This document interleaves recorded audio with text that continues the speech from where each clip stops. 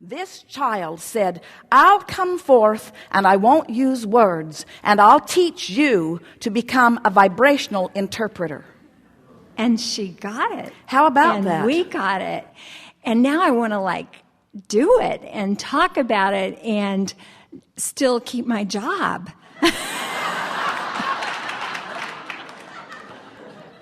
Okay. What would be so tell us your dilemma. So what is it that we know and you know that you don't think they know that you're afraid to tell them? Who's they? Those who have the power to fire you. What is it that you know, that we know, that they don't know, that you're afraid that when you tell them, what is it? Okay, so here's my deal. So I've spent 20-some years becoming a credible academic, What right? is it that you know and we know that they don't know that you're afraid to tell them? It's this vibration thing, and it's about the language of Okay, so what is it that you know that we know that they don't know that you're afraid to tell them? That they're just wrong. Well, they know that it's not working. They know that it's not working. They haven't found the answer, so they don't have anything to crow about. What their plan isn't working. But it's like a paradigm shift. It's like a core paradigm shift.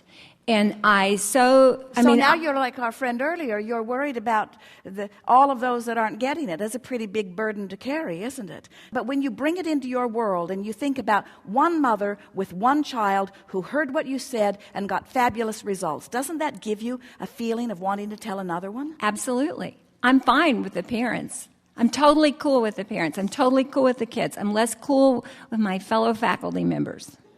And that's why the kids were born with autism. But if the language sends people over the edge and they go, she's a flake, she's gone into woo-woo land, she's hanging out with those Abraham people again. They'd never say that. But you know what I'm saying?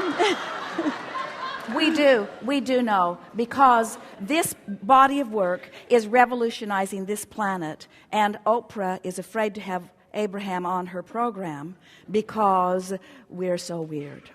So we get what you're talking about. In other words, we're teasing you and torturing you a little bit. But it's good. We understand. And a teacher is only as effective as his understanding of where the student is. And so what you're saying is, I want to find a way that I can express it and they can hear it. Yes. I don't want to express it in a way that is so far out that doors begin slamming shut before they've even heard what's going on. And that's why we're saying your interaction with one and then another will give you a sort of basis of confidence.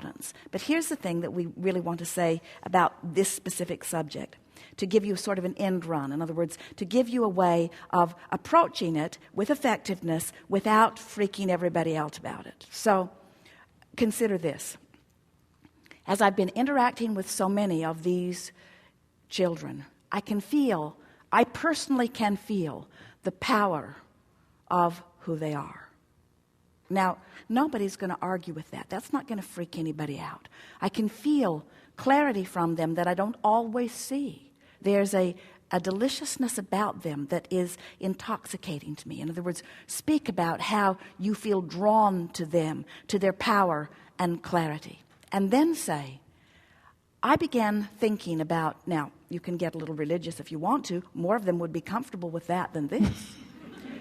So then you can say, and I began asking myself, why would a loving God send pure, blessed beings forth as flawed and inferior? And I had to think. I don't believe that a loving God would. We must be misunderstanding. So here they are. And if a loving God would not send them forth as flawed, that took me to the thought, maybe they aren't flawed. Maybe they're different, but not flawed. And then I thought about the basis of human interaction and how important communication is. And I thought, what if this loving God has set forth these children who are different to communicate in an evolved and expanded way? Yes. what if they have the ability to move beyond word? And then say, I always thought that human was the most advanced at all. And my dog, who often knows exactly what I'm thinking, very rarely says it right out loud in a way that anyone else could understand.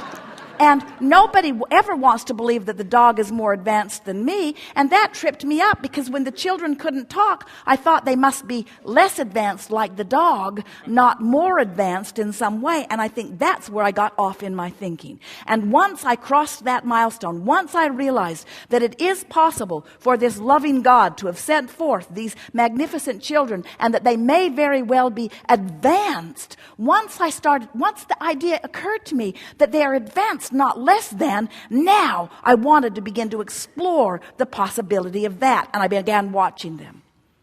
And I thought, what is it that all of us want? Whether it is a pile of money or a relationship or an experience or a circumstance or event, why do we want the things we want? And I thought, we want them because we think we'll be happier in having them. And then I looked at these children, and I got to tell you that aside from the frustration that is fostered in them from trying to get them to do things that they cannot easily do, they are mostly happy children. And I thought, they are. They are advanced. They have come forth understanding something that many of us want to understand. They have a bead on happiness. And then you can leave it there at first. You can say, so now my quest, I can feel that my mission, the goal that I've set for myself, I'm going to explore these children from the premise that they are advanced, not flawed. I'm going to explore these children from the premise that they have something to teach us, not that they are inferior and need teaching from us. That's the stance I'm taking. And then begin to tell this story and this story and this story and this story and this story of this little one and his relationship with his mother and what it was like before and now what it's like and how they are communicating and what a wonderful world it is. And it is our promise to you that once they get the vibration square between them, the words will come. Yes. But the words are not going to come until the vibration is lined up, That's right. you see. When you demand words without vibration being lined up, you're not going to get it. You'll have the success that you're looking for, and they will not shun you. They will put you on a pedestal and say, you figured it out. It's mind-boggling. It changes our whole notion of what is intelligence and what is learning. It is at the fundamental understanding of what is human. Those are perfect words. It changes your fundamental understanding of communication as well, because you think you're communicating through words, but you are not. You are communicating through attitude. You can't be mad at someone and use flowery, smiley words and communicate anything other than that you are mad at them, because your vibration is much, much bigger than your words. And you live in a society, and most of those people that you know and all of those teachers, they are hypocritical. They are phonies. This is what is sending the children crazy. Mothers say, don't you know I love you? When there's no love in her vibration whatsoever, you see. Good time for a segment of refreshment.